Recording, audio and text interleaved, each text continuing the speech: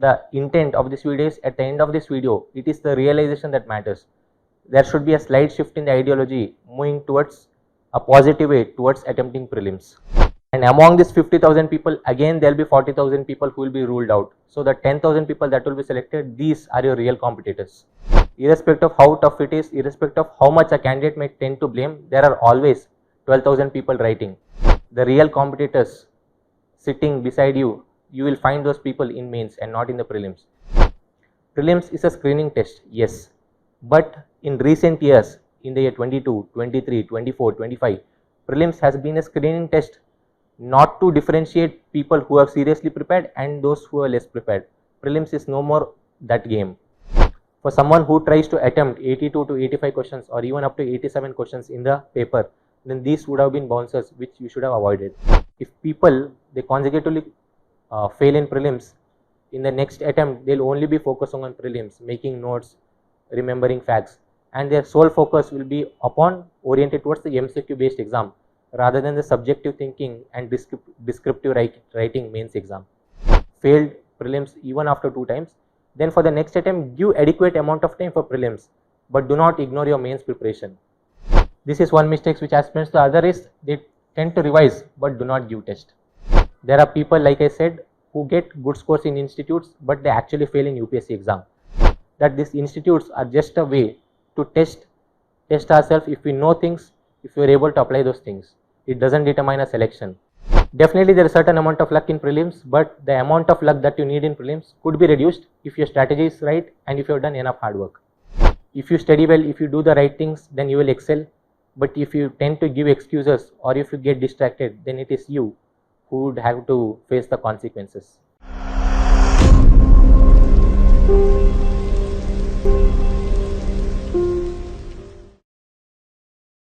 Hello everyone, my name is Shreyas.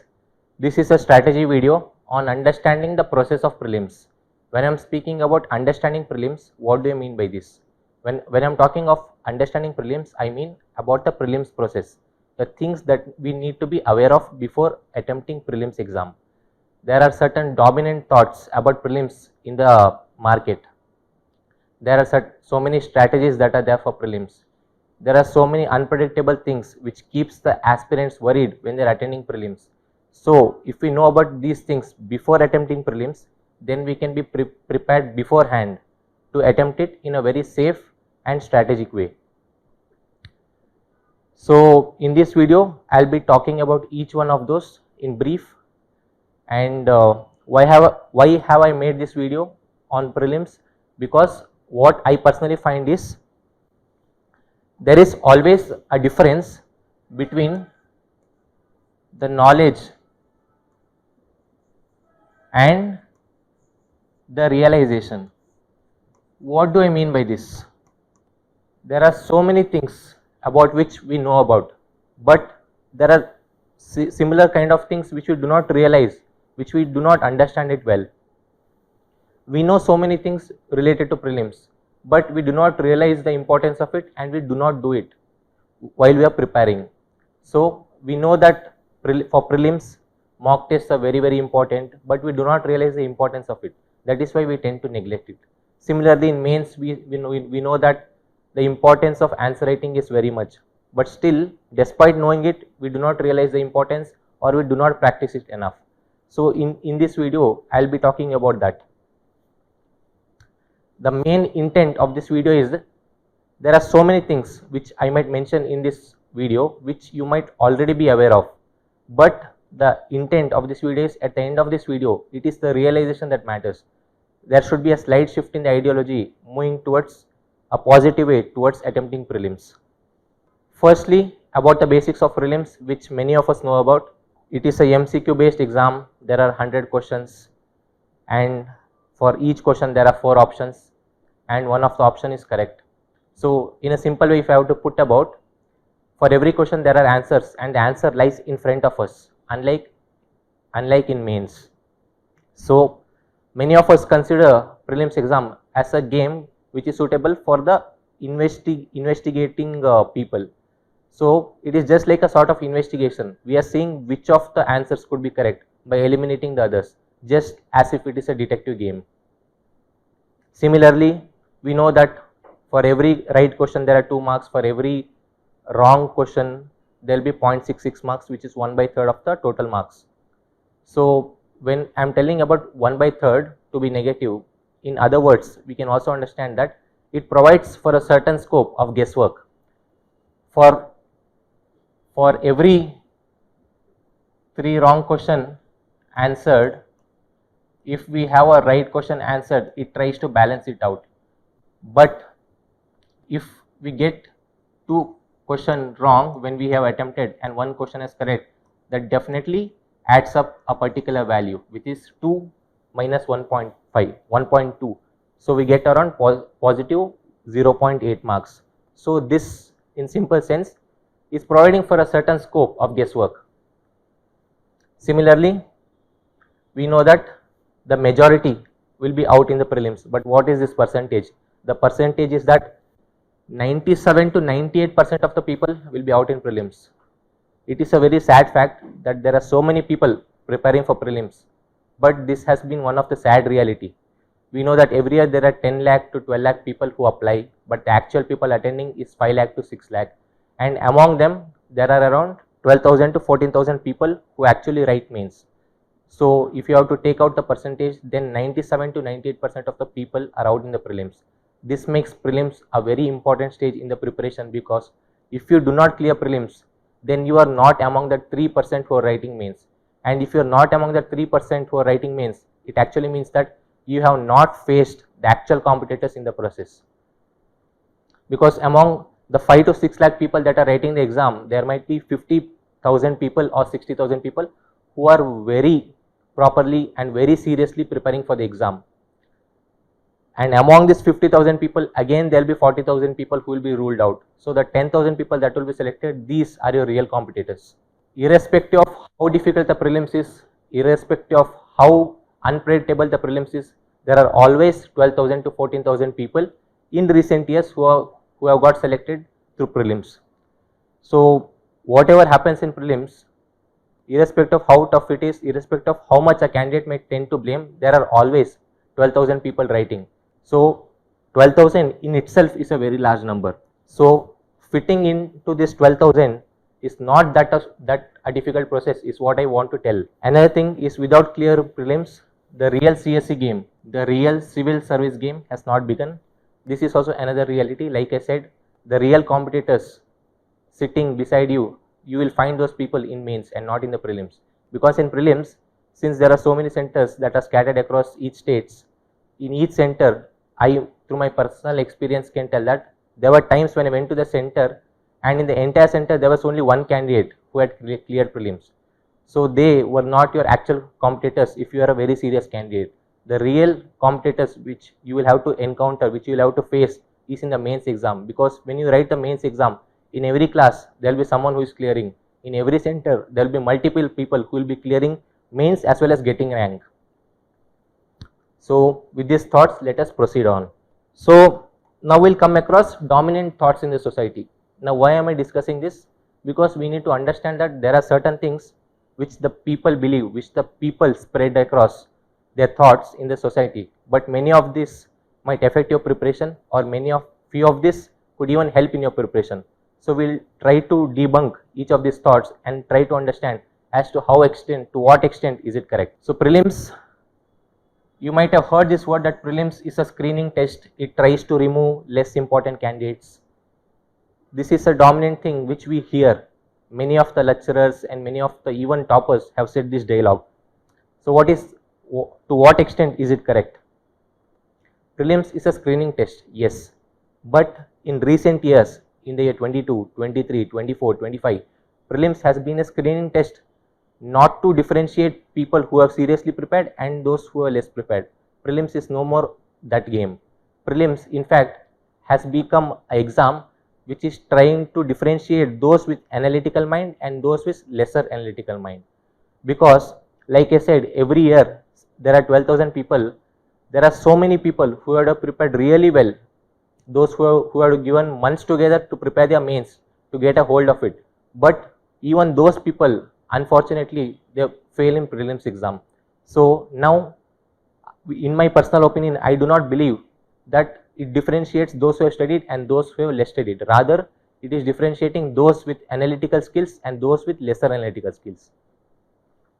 Second thing, prelims is a rote game and mains is about understanding. This is another thought which people tend to have.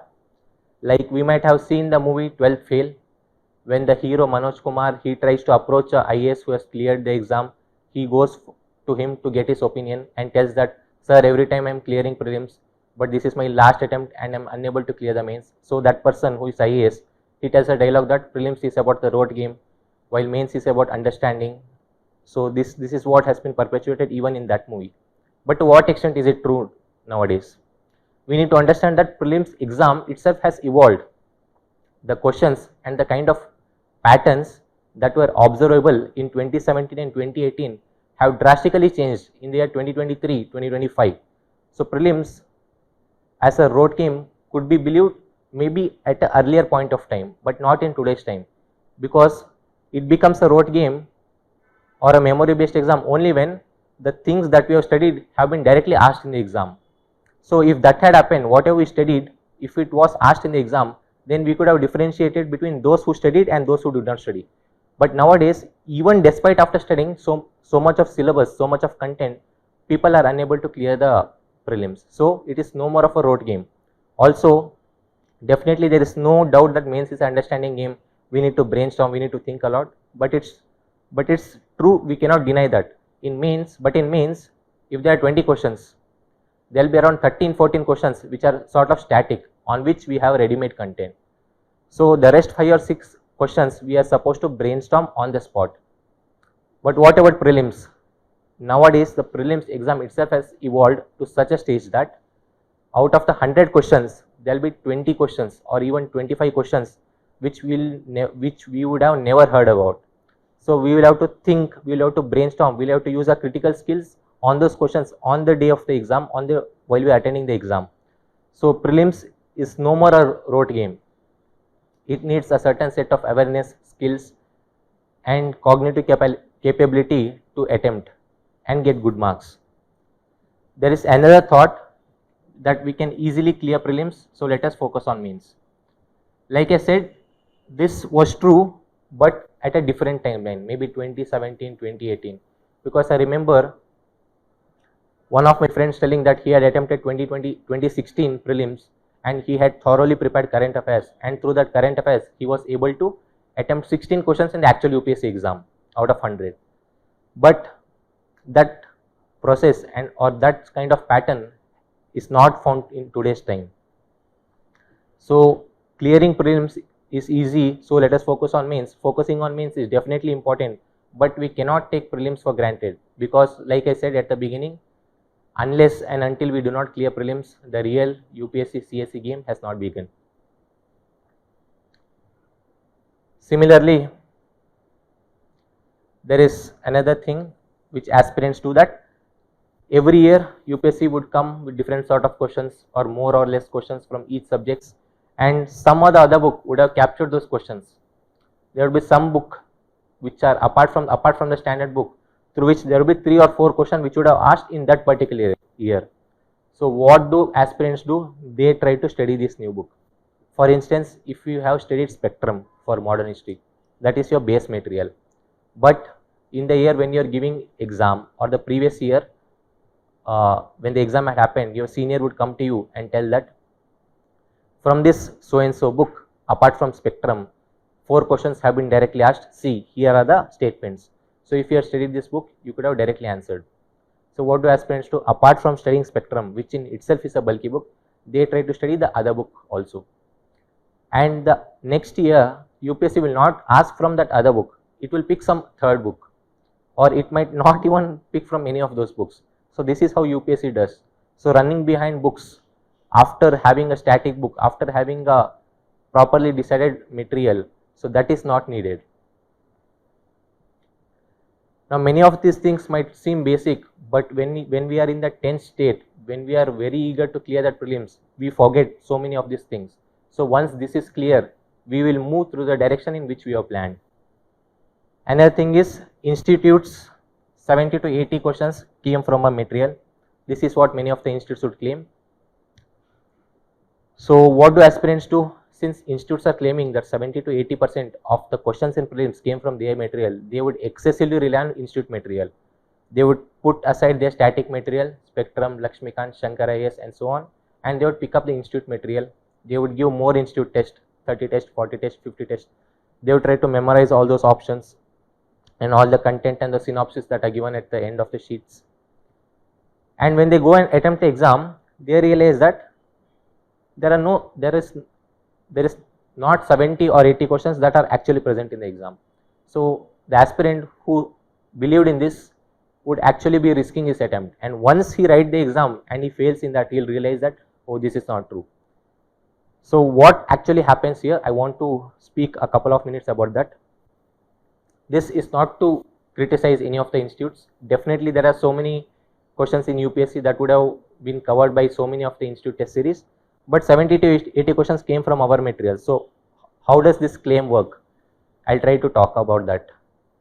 So we know that in geography, earthquakes is an important topic. We know that ocean currents are an important topic.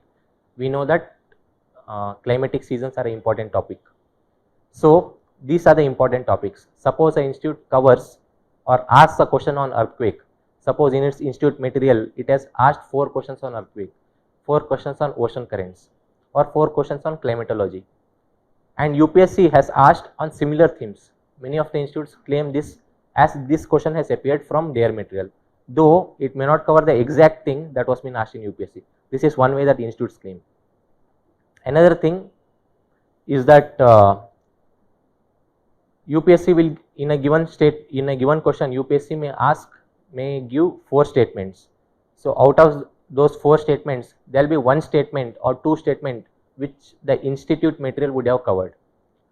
So the institute will try to claim that this question has come from its institute material. But when you are attempting in the UPSC exam, there are 4 statements, and if the options are only 1, only 2, only 3 and only 4, you know that 2 statements have been covered by the institute. But what about the other 2 statements? Despite covering those 2 institute statements, you are still unable, because there are still 2 other statements which you are not aware about. So in this way, in the actual UPSC exam, despite studying that material, you are unable to answer. So this is also another issue that the aspirant faces. So irrespective of what the claims are, we need to understand and believe that UPSC exam in a certain way will be to an extent unpredictable. And if we are aware of these things from aspirant perspective, aspirants should be more confident to attempt the exam. Because when he sees the actual exam, if there are unpredictable questions, he knows beforehand that there will be such questions, and he won't be afraid while proceeding with the questions.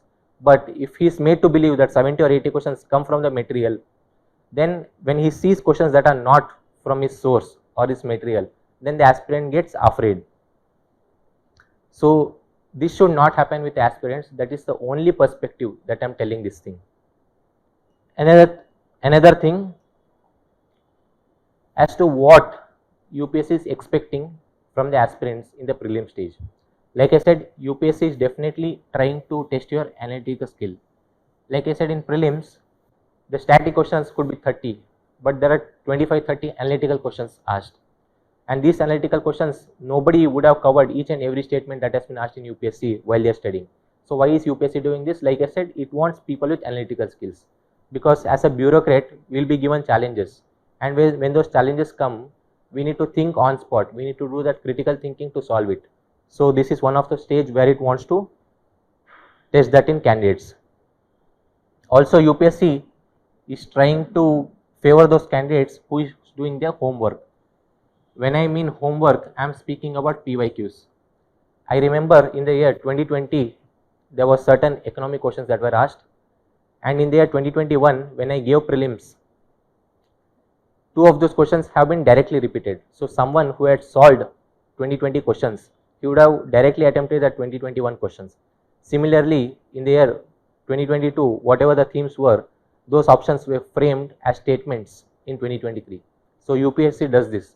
Why is it doing this? Because they want you to do that homework on PYQs, and PYQs are your landmark thing. You have to go around it, you have to understand it to get good marks. and UPSC has promoted its PYQs year by year. Next, UPSC will test your character and your attitude. Attitude is the way you think about a particular thing. So UPSC, it will test your character through critical questions. What is the difference that we see when we are giving a Group A exam and a Group C exam? We know that Group A exam is going to be for higher administrative posts. We know that Group C will be relative for lower positions. And we see that when we are attending this Group C sort of exams, there is more memory orientation that is being given, memory importance is being given. But in Group A exams, it is the analytical skills that is being tested. And it is for this thing that there are critical questions that will test your character and your attitude. When there are critical questions that have been asked, the questions which you are not aware of, the questions which you may not even understand when you study it for the first time. So when UPSC gives such sort of questions, it will test the candidate to see if the candidate will confidently try to attempt it.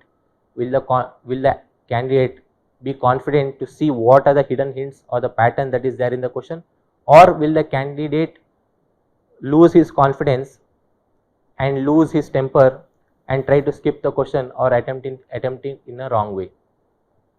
This critical questions was tested in the year 2023 prelims paper. I personally remember myself that when I saw 2023 paper, there was this newer sort of thing of assertion and reasoning sort of questions. There was only 1, only 2, only 3 with a drastic increase of such numbers in the question. So when I saw the paper, the first thing that came to my mind that if the paper is difficult, it will be difficult for everyone. And since the paper is so difficult, the cutoff is definitely going to decrease. So only thing that I had in my mind is, irrespective of how difficult the paper is going to be, my focus should be on giving the best on what knowledge I have. So this should have been the mindset. But I myself have spoken to so many people that when 2023 was their first attempt, or when 2023 was their second attempt, they saw the newer type of questions and they decided there itself that this is not my cup of tea. This is something that should not happen with you. Irrespective of how the paper is, do not lose your confidence. And UPSC is testing your character through these questions, and that is why these sort of questions have been asked. And UPSC, like I said, it will ask if you can understand a pattern. There might be hints between the questions. I think it was in the year 2017 prelims paper that there were 2 consecutive questions asked, and the option, I think it was one of the option that was similar option or the same option was present in both the questions. So in the first question, if the candidate had marked that option as correct, then in the second question that option wouldn't have been correct.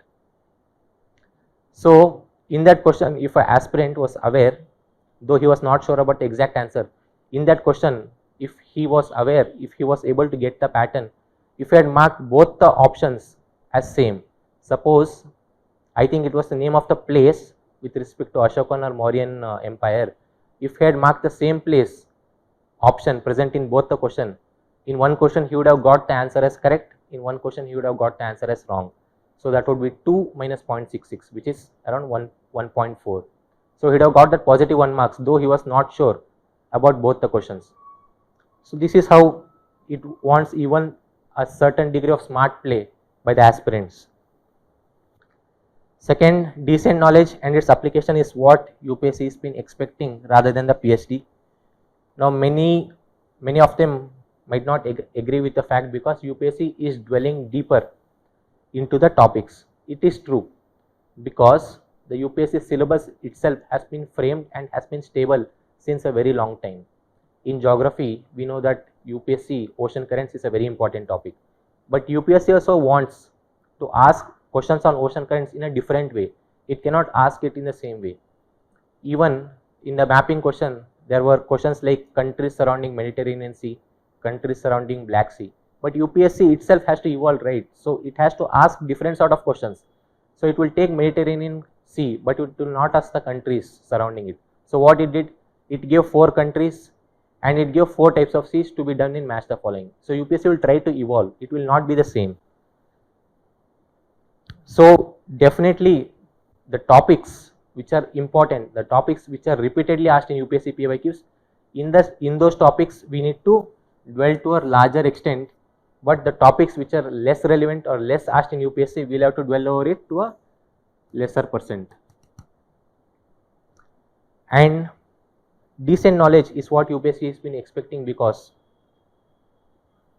people, even with their first attempt, there are so many people who are clearing prelims with their first attempt. If it was about the depth of knowledge, then it should have happened that people with fourth and fifth attempt should have consecutively cleared, or it should have been that fourth or fifth attempt are clearing more and the first attempters should have been less, but that is not the case.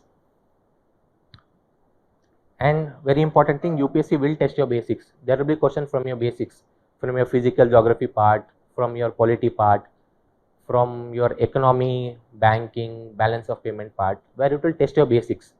The basics have to be strong because these are the stepping stones. Once your basics are strong, then comes the guesswork part, because only if your basics are strong, then only you can make smart guesswork. Without that, you will be making only guesswork which is not smart.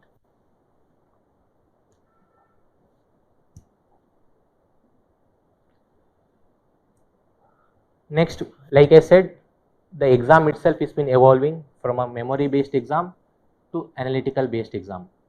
Now do not get me wrong, when I am speaking about memory based exam, I do not intend to mean that there are no questions asked on memory.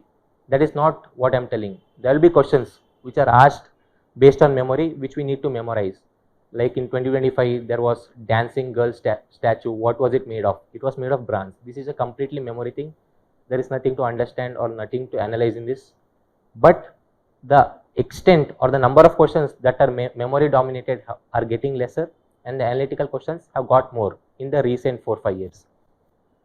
Another thing, like I said, if you have seen 2016 or 2017, there were so many questions with just two statements, where the first statement was a memory based fact and the second statement was a generic statement. So these sort of questions were asked in the year 16 and 17, but in the year 2023, 2025, we see that there are so many of the analytical questions that have asked. So the UPSC prelims game itself has made a transition. And one more thing, which, like I said, if it is a memory based exam, then more hard work will give you more returns, because out of the 100 questions that UPSC will ask, there would be 60 or 70 questions which you would have covered. But when it is analytical exam, though you have studied so much of content, the number of questions based on the content that you have studied itself is very less, say 35 to 40. So for the other questions, it will test your skills.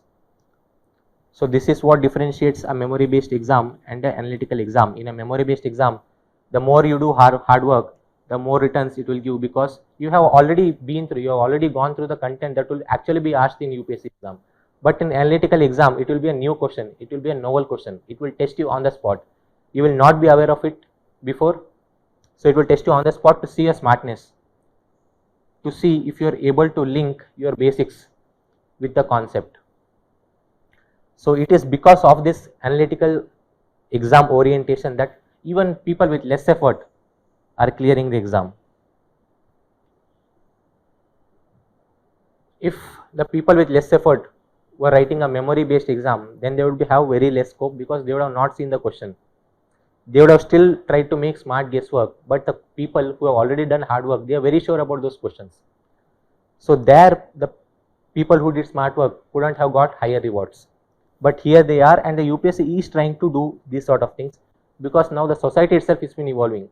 We do not encourage or we do not try to promote memory, rather we try to promote skills, analytical skills, critical thinking, brainstorming, because in the era of internet and AI, memory is available everywhere, information is available anywhere, but it is the analytical skill which will differentiate the humans from the technology, because the critical thinking which the human can do, no others can do.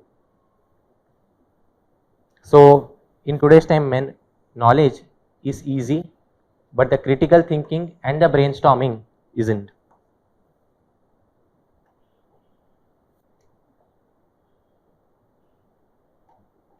So this is just to portray whatever I have said.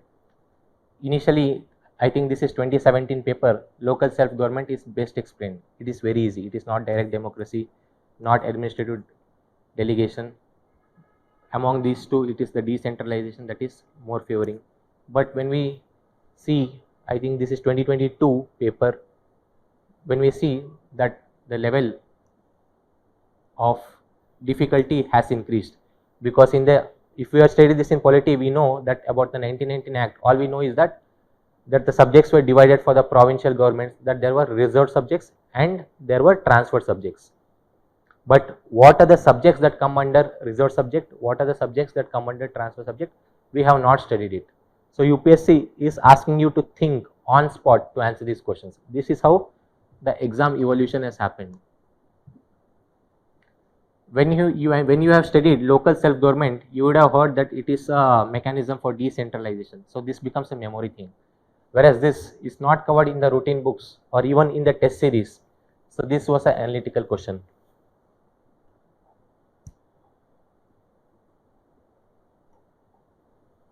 Similarly, UPSC is trying to understand the awareness that aspirant has about the things around him. I remember now when they had asked about Gucci question, I personally did not know about this, but my friend, he is very fond of mushrooms. So he likes mushroom and he was fond of it. He used to watch the travel histories or the travel podcast that was made about it. So he knew about Gucci. So he knew that it was fungus and he knew about this where it was grown. So he was able to answer this question. But for someone who is sticking purely to the book, this question would not have been answered by him easily, because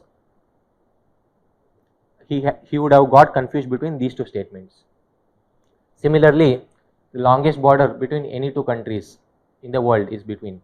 Maybe this question would have been much easier when you are attempting this in a non-exam condition, but during the time of the exam, when you get only 30 to 40 seconds due to paucity of time to attempt this question, then it becomes difficult for you to think. Even in this question, nobody would have studied while giving test series or in books that which is the longest border and these sort of things. So on spot we had to think whether is it this or is it this. So UPSC is trying to know your awareness through such questions.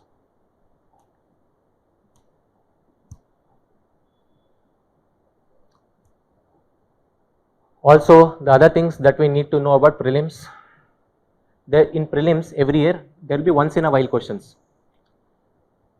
When there are once in a while questions, we need to study this topic, but like I said, we need not dwell too depth into this question, into these topics. Now once in a while questions, for instance, if I have to elaborate military exercises that are done between countries, now this is once in a while question, because Mitra Shakti was asked in the year 2024. But I myself remember studying military exercises since 2021. I studied it in 2021, expected the question, it did not come. 2022, same thing, it did not appear. 2023, the same thing, it did not appear.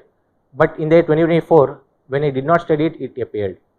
So if we do not want to risk much, then this once in a while question, be it military exercises,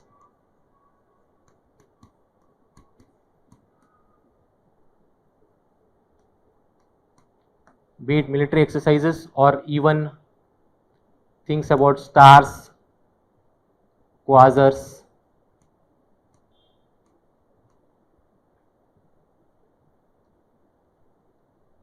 about corona of sun.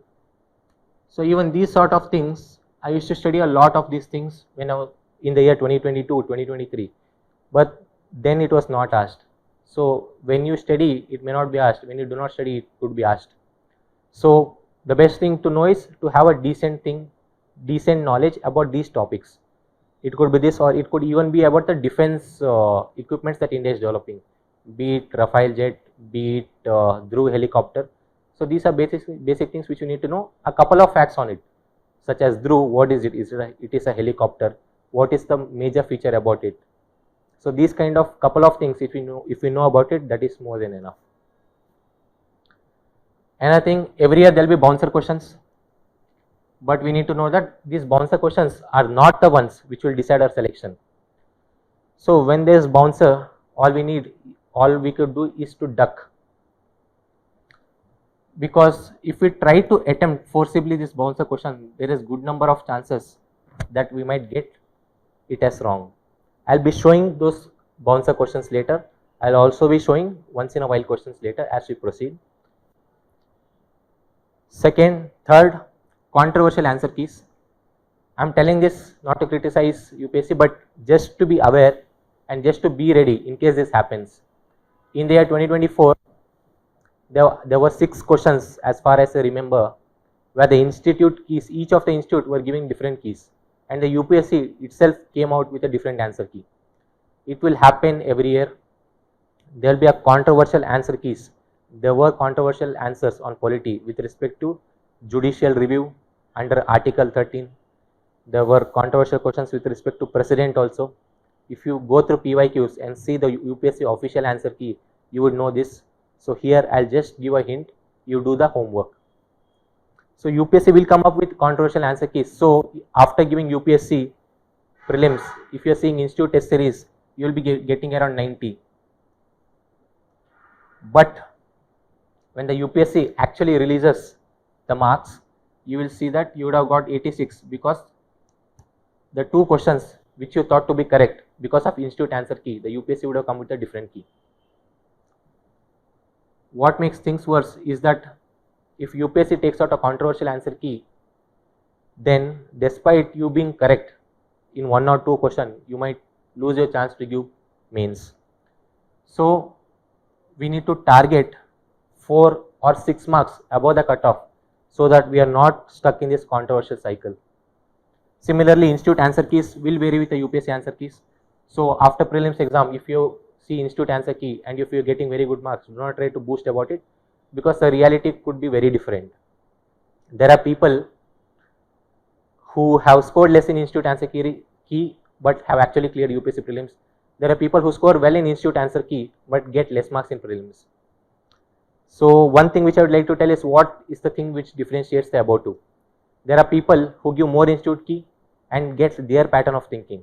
So when they actually attempt the UPSC answers, they would think from a UPSC, they would think from an institute thinking pattern. So in the actual UPSC exam, when they see the institute answer key, they'll get more marks. But when UPSC takes out the answer key, they'll get less marks.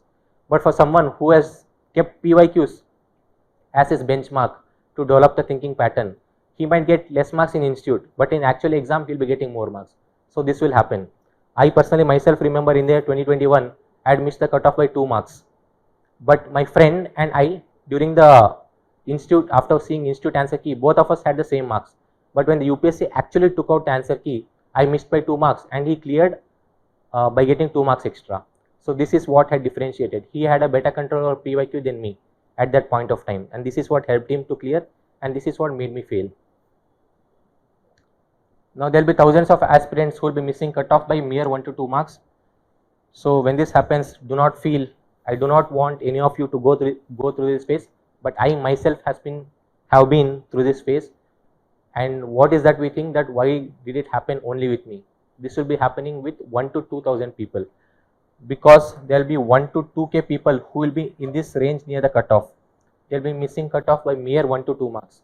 I myself had a senior who had missed the cutoff by 0.3 marks, and they missed their opportunity to give mains. Previously, whatever I said, these are just a portrayal of that exercise Mitra Shakti. It happened in 2023, it was asked in 2024, but it was not asked in 2021, 22, 23. Similarly, like I said, questions on giant stars, dwarf stars, it was been asked. So these are once in a while sort of questions. We need to have basic knowledge of it. But the questions, the themes which are repeatedly asked, that should be our first priority, and this comes later. Similarly, description of 100 million farmers. Now these were the bouncers, because in this 100 million farmers, even if someone had to take a guesswork, they would have gone more for D rather than A. So consider the following statements. Even this question about the national flag, in our polity we do not have a separate chapter on national flag, so we do not try to study it in deep, but look at this, the ratio of length to height, the ratio is been given, and the national flag standard dimensions is been given. So these are bouncers. Now this data could be correct, the data could be wrong, so this becomes very unpredictable to attempt. Next is aerial metagenomics. Now even here it is telling aerial means something in air. So here it is avian, here it is airborne, here it also it is talking about the aerial thing as drone. So metagenomics, we know something like genome related to genes. Here it is speaking about genetic, here it is speaking about DNA, here also it is speaking about blood samples, and here also it is speaking of plant and animal samples. So options are very closely related. So it makes these kind of questions bouncer, which is better meant to be left if you are someone who focuses more on accuracy. For someone who tries to attempt 82 to 85 questions or even up to 87 questions in the paper, then these would have been bouncers which you should have avoided. Similarly, more things that we need to know. If you fail prelims more than 2 times, which none of us want it to happen, then UPSC becomes a prelims oriented exam for aspirants. This is true. If we fail prelims multiple times, then the next thing that comes to our mind is let me focus on prelims, because this is my weakest stage. So it is this stage where I find it difficult. So what do aspirants do? Their sole focus will be on prelims. But what is prelims? It is just an entry stage. The real competition is in mains and interview, because that is what will determine your rank or your service allocation. But if people they consecutively fail in prelims, in the next attempt they'll only be focusing on prelims, making notes, remembering facts, and their sole focus will be upon oriented towards the MCQ based exam rather than the subjective thinking and descriptive writing mains exam. So this is another issue which happens with aspirants. So my personal suggestion is, if you have failed prelims even after 2 times, then for the next attempt give adequate amount of time for prelims, but do not ignore your mains preparation. Another thing, no amount of knowledge will help you answer all the questions. This is another mistake which aspirants face. They try to read a lot of things, they try to cover so many things, because reading is indeed interesting when it comes to UPSC. UPSC gives us a diverse list of subjects, and getting knowledge over each of this, it sort of empowers us. So we enjoy reading, we try to gather more and more things, but that is not what UPSC is seeing. So people tend to study more and more, so that in that 100 question which is actually asked in prelims, they think that they can cover that 60 or 70 question directly by studying these resources. But this is not just my personal suggestion, this is the reality, that irrespective of how many books you study, irrespective of how many magazines you study, the UPSC will definitely come up with questions that you have never seen before. So in that context, in that scenario, the person who has studied decently and the person who tried to read a lot, both would have that 40 questions in that UPSC, or 45 questions which would be directly from that source which they had studied. The rest questions will be in such a way that they will have to think on spot. So focus on that thinking along with a decent knowledge, rather than neglecting the thinking and going for entire knowledge. Like I said, it is a knowledge game. Though we do not get 60 questions directly from whatever we read, we can expect it to be 35-40 questions. In 2023, I remember all I knew was 30 questions, which I was very sure of, and the rest of the 15-20 questions, I eliminated 2 options and 2 were still remaining. So in that sense, our knowledge game will help us to that 40 to 60 question mark only. The rest of the questions, to answer them, what is that thing that we need? Like I said, we need awareness, we need to think on spot, and we should look for patterns in the paper and be attentive. Attentiveness is one of the most important thing when it comes to attempting prelims paper, because if you are not attentive, then none of this would happen. So these are the questions these are the aspects rather which are making the prelims exam more analytical, helping candidates who have practiced this and not helping candidates who have solely focused on gathering information. This is also the reason why the first timers are able to clear and the 5th timer fails.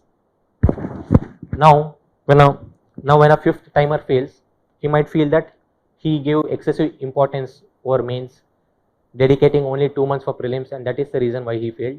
But the real reason could also be in that on the day of the exam, the person could not have been attentive, the person could have had some disturbance in his mind, the person was not able to think clearly on spot while attempting the exam. These could have been the reasons. But for someone who is coming first time, he will be much relaxed to someone who is at the fifth time, because he has a lot of pressure to attempt the exam, to clear the exam. But a first timer, he will be here to try out his luck, or he might be serious, but still he will be much cool and composed compared to a fifth timer. So this in turn helps to think on spot and look for patterns. Similarly, every aspirant feel that he or she could have studied or revised more. This is one feeling which each of us get, irrespective of how many years we have put into UPSC.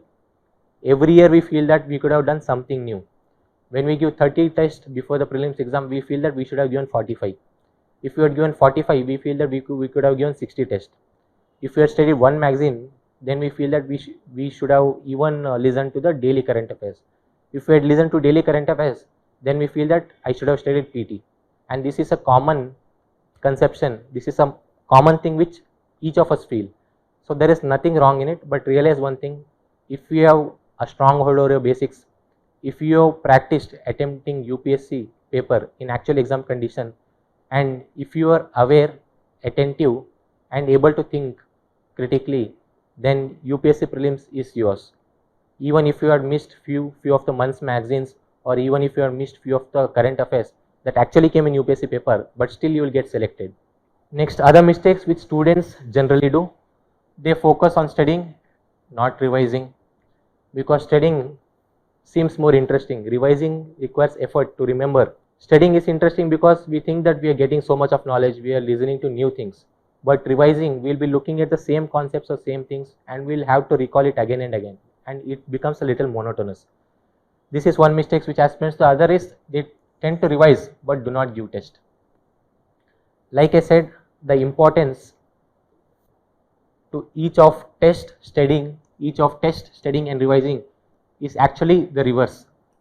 Most importance should be given to test, second importance to revision, and third importance to studying.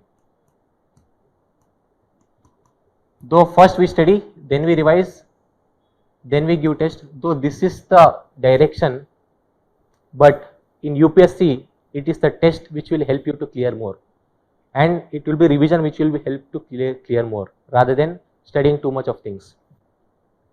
Next, there is fear of low scores, so no tests are given. This is another issue which most of the aspirants face. They give test, they get low scores, they feel sad, and they do not give the next test. You need to understand that it is not the institute scores that will determine whether you clear prelims or you do not. It is the actual UPSC prelims exam that will decide whether you are in, whether you are out. UPSC institute test series are just to see if you are on the right direction, to see if whatever you revised, if you are able to apply it or not. It doesn't determine your selection. There are people, like I said, who get good scores in institutes, but they actually fail in UPSC exam. I personally remember myself in the year 2023, when the paper was so difficult. 2 weeks before the actual exam, I had given an institute full length test series and I got 55 marks. I myself feel bogged down, I felt very sad. But when I actually went to the UPSC exam, in that year 2023, I got 96 marks, which is drastic increase of 41 marks. And 41 marks is no small number in UPSC prelims. So what I felt after that is that these institutes are just a way to test ourselves. If we know things, if we are able to apply those things, it doesn't determine a selection. And the way the institute test series are framed could be entirely different from UPSC exam. Once we know that there is a difference between this institute and UPSC exam, that is when we understand that though I get a less marks in institute, it's okay, there is still chance, and we do not lose our hope. Like there is a quote: learn to live with your bags half packed while your senses remain sharp. Senses remain sharp, attentiveness, critical thinking, thinking on spot, and bags half packed in the sense though we have not studied all the 12-month current affairs magazine, though we have studied 6 months current affair magazine, there is still good chance we can clear it. Another thing is focusing excessively on easy test. By easy test, I mean level 1 test. There would be sectional test. Aspirants tend to give more sectional tests, that too in areas where they are strong. Usually the subjects are polity, modern history, economy. geography. These are the areas where aspirants are strong and they tend to give more number of tests over this, neglecting science and tech, neglecting ancient medieval, neglecting mapping, neglecting the IR part. Even those areas are equally important because you never know on which subject more number of questions could appear. So this is another mistake. Aspirants tend to focus on easy test because when they give the easy test, they get good marks.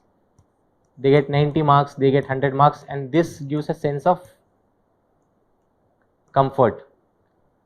But if you are only playing in your comfort zone, when you actually enter the UPSC exam hall and attempt the paper, that is the moment you will face discomfort.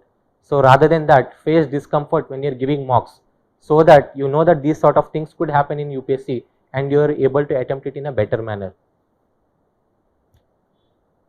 People avoid giving full length test. Full length tests are the ones which will actually determine as to how you will attempt in UPSC paper. It is not a sectional, because sectional, though you get good marks in institute sectional, you might feel that you have very good control over the subject. For instance, you have given polity paper, or let me tell, if you have given economy paper of institutes, you have given 4 to 5 tests and you have got good scores over them. You feel that you are very good with economy, but in the actual UPSC exam, you never know as to what difficulty level the economic questions might come. There might be a year where the economic questions are difficult. So in that case, in institute you got more marks, but in actual paper you will not be able to get more marks in the paper.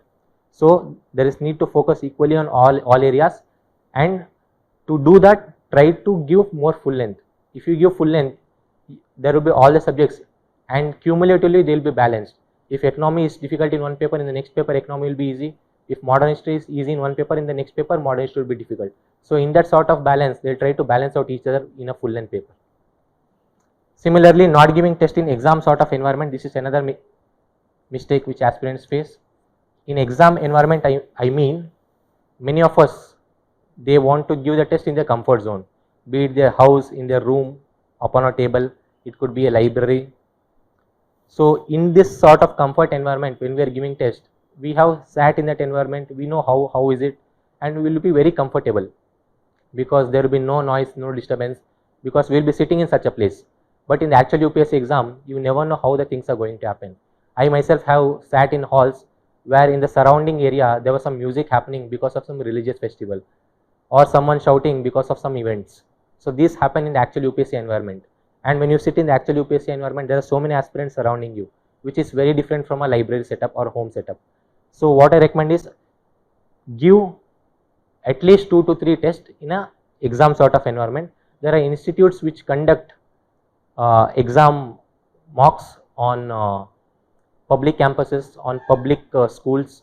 So when you go to such schools to give the exam, you are already entering that UPSC sort of environment. So when you actually enter for the UPSC exam, you do not feel very alien, you do not feel it to be very different.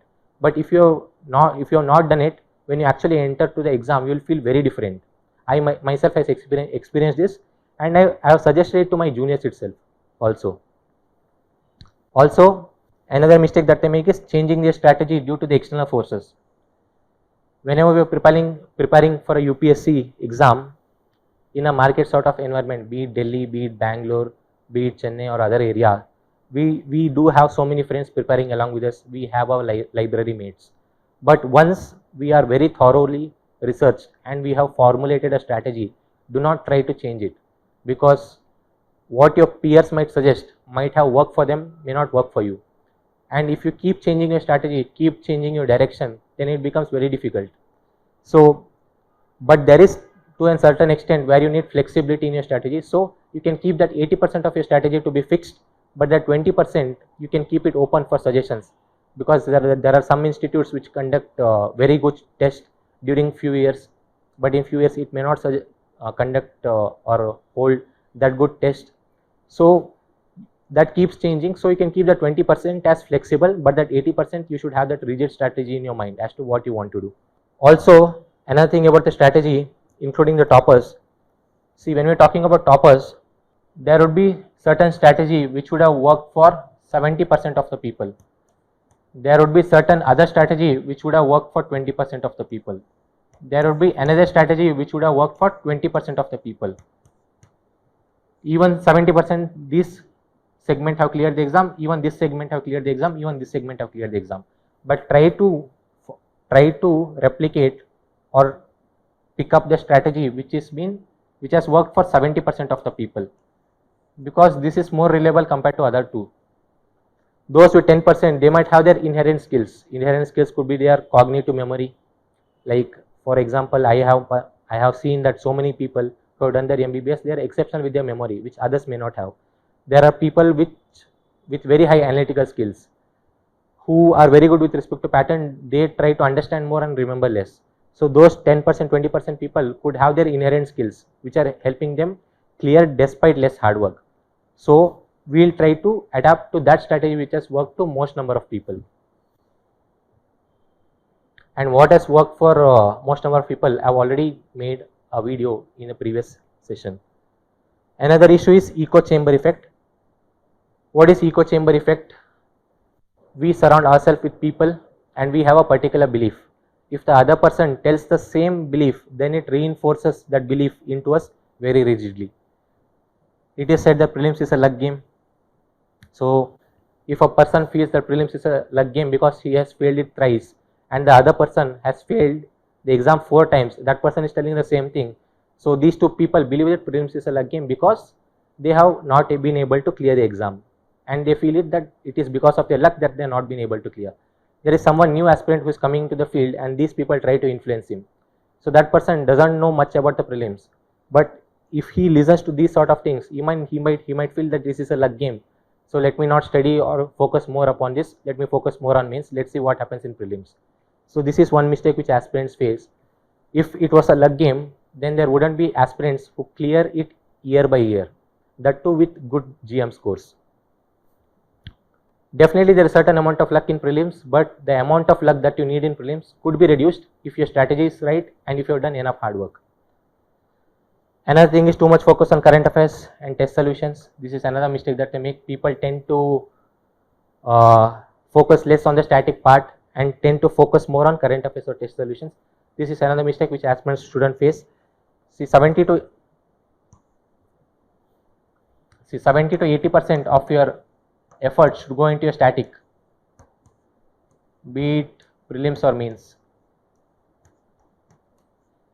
and this should be given that 20 to 30% of attention, because it is your static that will help you to clear and not these things, because test solutions themselves will have 70-80% static content in it.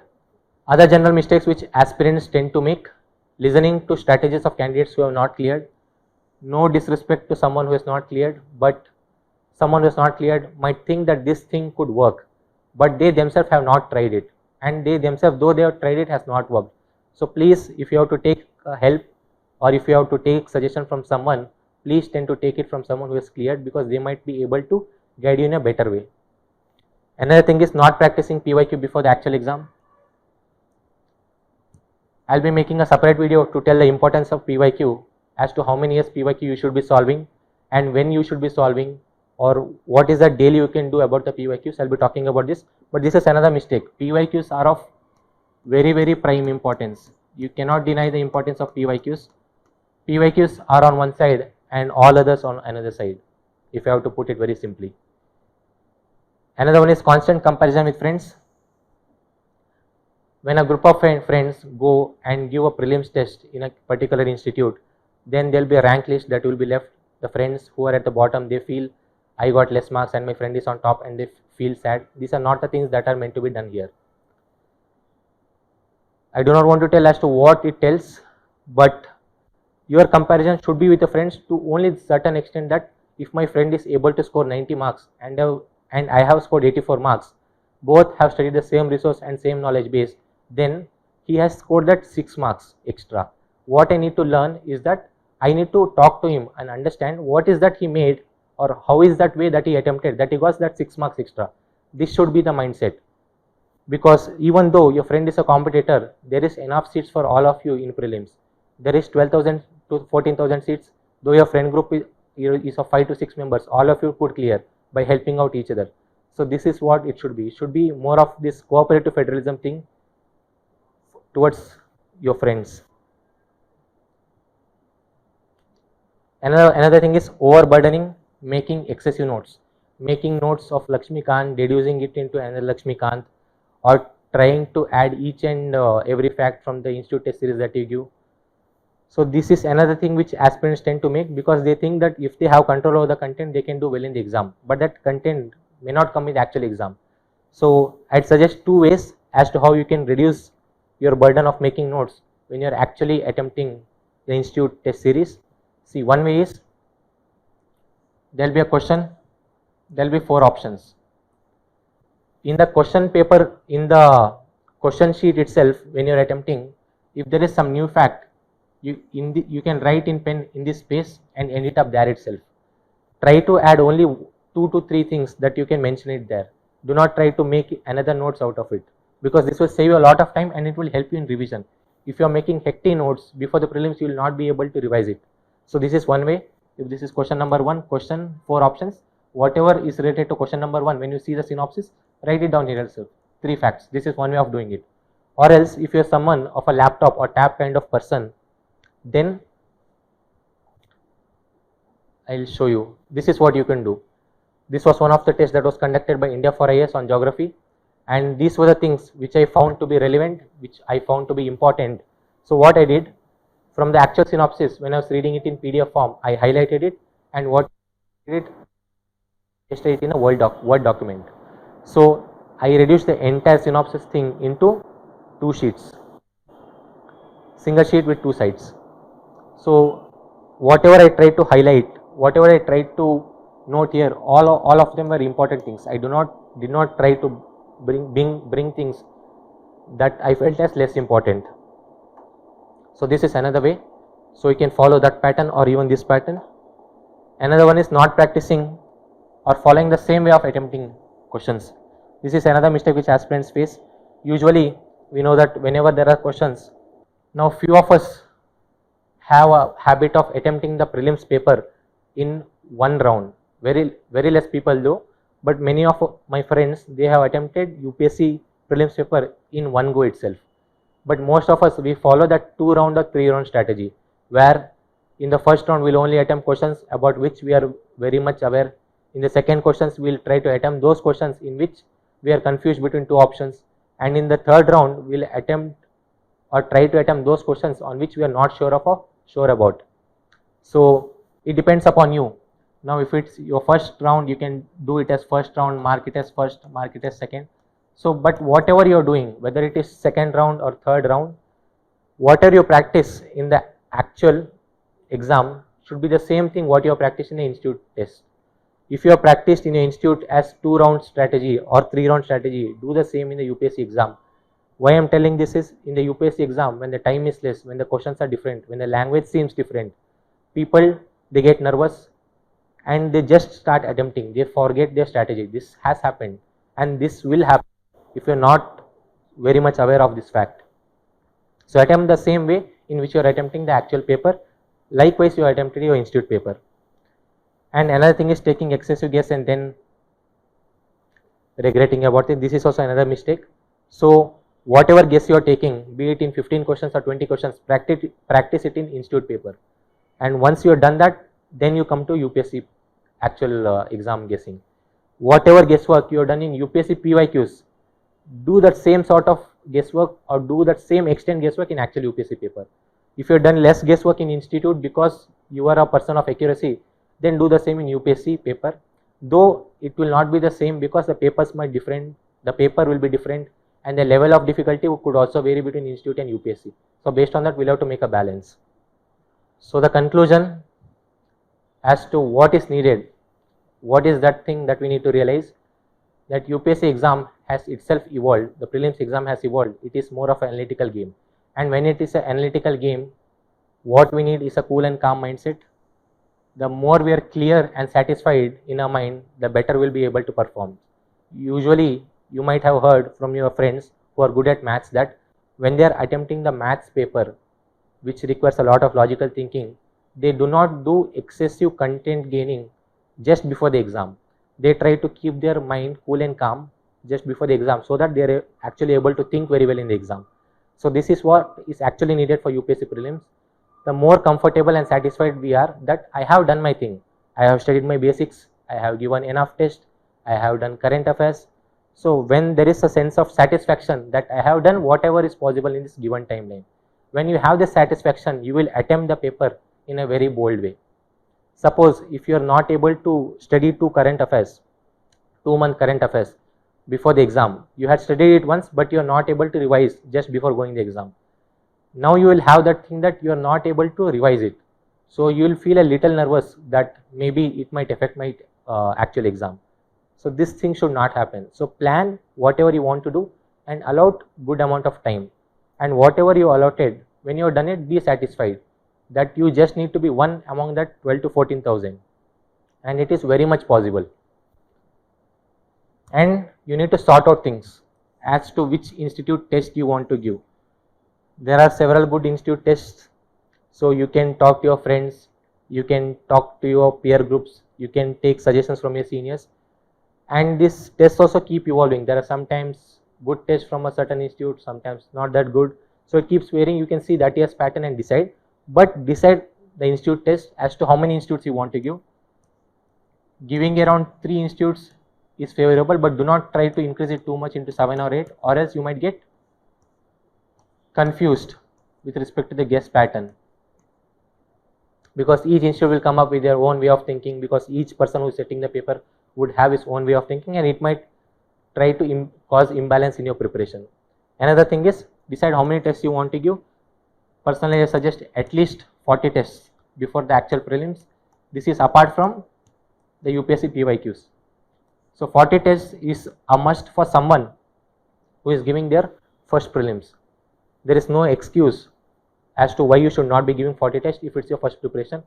Even for someone who has given UPSC prelims test but has not cleared it priorly, even for them, at least 35 tests is something which they need to focus upon, where they can give 20 sectional and 15 at least full length, because it is the full length which will test as to your level of preparation. Next is which current affairs magazine to follow. It is left to you, you can decide it, but keep it prior. And when you're deciding that you want to do so and so current affairs, if it's a compilation, it's fine. If it's a monthly current affair, that is also fine. But if you're doing monthly, do not do compilation. If you're doing compilation, do not do monthly. Do not try to study multiple magazines for the same month current affairs, because like I said, even if you study 3 current affairs, 3 months, 3 institute current affairs for a given month, there are very less chances that UPSC might actually pick content from that. Another thing is, what should be the last 1 week strategy? Try to strategize it from the reverse. So what you will be doing 1 week prior to the exam, what you will be doing 1 month prior to the exam, what you will be doing 2 months prior to the exam. Try to make this plan of action. Last 1 week strategy, what is to be done, I will be discussing in another video which I will be making for PYQ exclusively. Another thing is exam day strategy. This though might seem to be too much, it is important during the last week to decide that what is the things that you will eat, what is the place that you will actually be eating, because even a little bit of stomach ache a day before the exam or the day of the exam could hamper your years of preparation very well. So exam day strategy, what is the time that you want to be awake, what time do you want to go to bed the previous night, what is that thing which you want to do the previous night revision, so which is the subject which you want to study a day before the exam. So all these things you need to be planned. It might seem more, but this is what is needed. There are people who do not do it, they go to the exam, that is fine, but it comes at their own risk. So exam day strategy, how many rounds you will be attempting the paper. Are you going to attempt it from question number 1? Is it that you will go from question number 1 to 100, or if question number 1 to 5, if it is tough, are you going to question number 25 directly, so that the set changes. There are times when the set A, question number 1 to 5 will be difficult, so the set B, the question number 25 of set A will be in question number 1 of set B. So people tend to do that also. If 1 to 5 is difficult, they start from 25 or they go to 50. Or there are people also who might start from polity because it is their very strong area. So these are the things which you need to be very clear about when you are attending the exam. Another thing is facing unpredictable tough marks.